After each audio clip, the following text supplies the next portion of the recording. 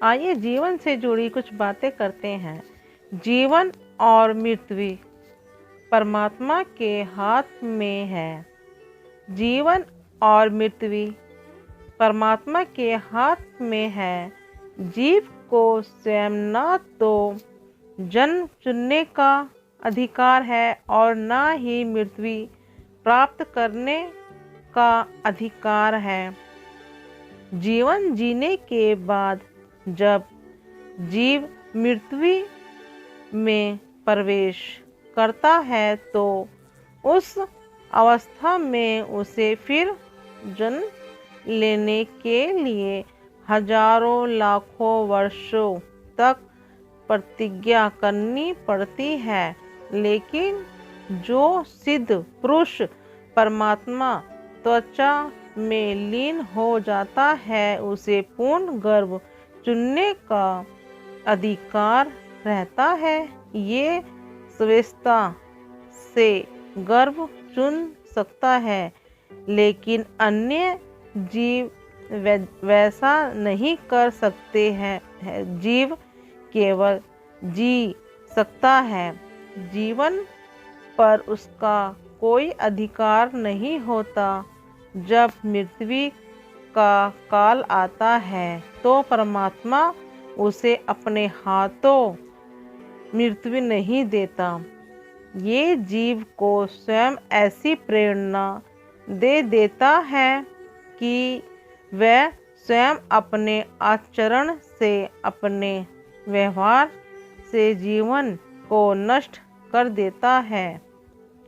बुद्धि विकेता से नियंत्रित होती है। जब जीव का अंत काल आता है तो उसकी बुद्धि भस्मित हो जाती है। ये अच्छे बुरे का विचार करना छोड़ देता है, अच्छा आचरण करना छोड़ देता है। उसके शरीर से तेज नष्ट हो जाता है, शक्ति शिष्ट हो जाती है और विचार स्थिर नहीं रह जाता। वह स्वयं ऐसा आचरण करने लगता है कि उसका जीव अशांत हो जाता है। काम वासना व क्रोध के कारण उसका सारा जीव अस्त व्यस्त हो जाता। सफलता उसका जीवन स्वयं काल के गले में प्रवेश कर जाता है। देवताओं को पराजित करने वाले रावण का जब अंतकाल आया तो उसने नैतिक धर्म छोड़ दिया। उसका बल नष्ट हो गया, बुद्धि या विचार क्षीण हो गया और ये काल के चटकुल में फंस गया। परमात्मा किसी के नशा का भागीदार नहीं बनाता। वह ठंडे से किसी का सिर नहीं फोड़ता, लेकिन मनुष्य स्वयं ऐसा काम करने लगता है। ये विकारों से ग्रस्त हो जाता है।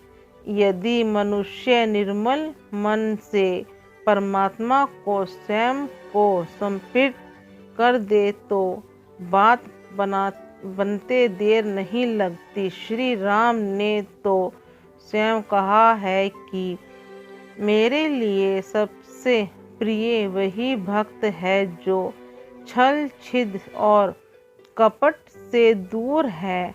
भगवान भोले लोगों के लिए भोले होते हैं और चालाक लोगों के लिए भले होते हैं। प्रेम से मांगने पर भगवान शिव ने रावण को सोने की लंका दी और दुष्टता करने पर उसका वध भी किया और उसकी सोने की लंका भी गई। इसीलिए मनुष्य को चतुराई करनी चाहिए, लेकिन वह चतुराई लोक हित और जन कल्याण के लिए होना चाहिए। इस कहानी से आपके क्या सीख मिली, कमेंट बॉक्स में ज़रूर बताएं।